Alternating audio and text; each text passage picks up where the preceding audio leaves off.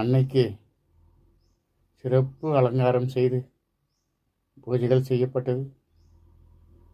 அம்மா, ஆலயத்தை புதுப்பிக்க வேண்டும். பக்தர்கள் எல்லாம் மனமுவந்து இந்த ஆலயத்தை புதுப்பிக்கும் பாக்கியத்தை பெற வேண்டும்.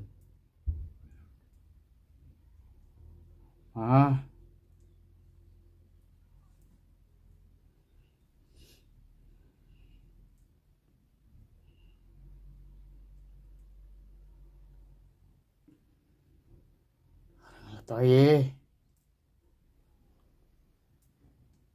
இந்த மார்கழி வெள்ளி ஏகாதசி சிறப்பு பூஜைகள் செய்து சிறப்பான அலங்காரம் செய்யப்பட்டது. அன்னைக்கு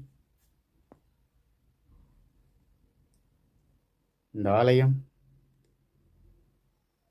சில மாதங்களுக்கு முன்பு ஏற்பட்ட பெரும் காட்டாற்று வெள்ளத்திலே சிதலமடைந்து சுற்றுச்சுவர்கள் எல்லாம் இடிந்துவிட்டது. இதை சதகப்ப பக்தர்களால் செங்கல்லை மட்டும் அந்த இடையிலே அடுக்கி நாய் குரங்கு உள்ளே வராமல் ஒரு பாதுகாப்பு செய்யப்பட்டது. இந்த ஆலயத்தை புதுப்பிக்க வேண்டும்.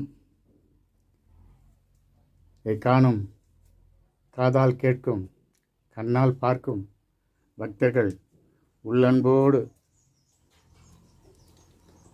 சித்தியோடு அன்னையின் ஆலயம் அமைய சீர்பெற உங்களால் முயன்ற உடல் உழைப்பு, பொருளுதவி தந்து இந்த ஆலயம் மேலும் சிறப்பாக அமைய உங்களை வேண்டி கேட்டுக்கொள்கிறோம்.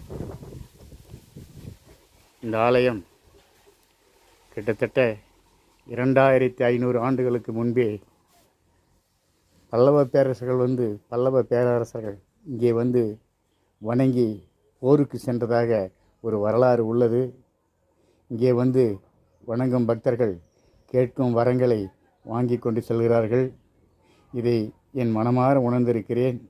பிள்ளை வரம் கேட்டிருக்கிறார்கள், நடந்திருக்கிறது. கல்யாண வரம் கேட்டிருக்கிறார்கள், நடந்திருக்கிறது. வெளிநாடு செல்ல கேட்டிருக்கிறார்கள், நடந்து கொண்டிருக்கிறது. எல்லாம் அன்னை அருளாசியோடு இங்கே அமர்ந்து அருள் புரிந்து கொண்டிருக்கின்றார்.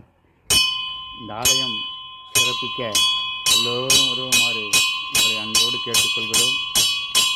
தொண்டமானூர், திருவண்ணாமலை மாவட்டம் கண்டராம்பட்டு வட்டத்திலே அமைந்திருக்கின்ற இந்த வீரகாளியம்மன் ராணியாத்தா என்கின்ற ஆலயம்.